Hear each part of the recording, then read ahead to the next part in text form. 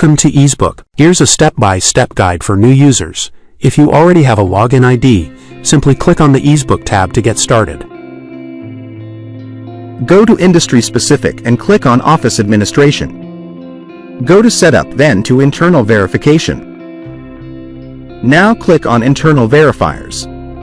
Internal verification is a process used to ensure the accuracy, consistency, and reliability of data, processes, or systems within an organization. Navigate to New Verification and click on New Verification. Enter static approvals as company requirements. Select viewable persons whom new verification required, and click on Create Verification. You can edit your internal verification by clicking Edit icon.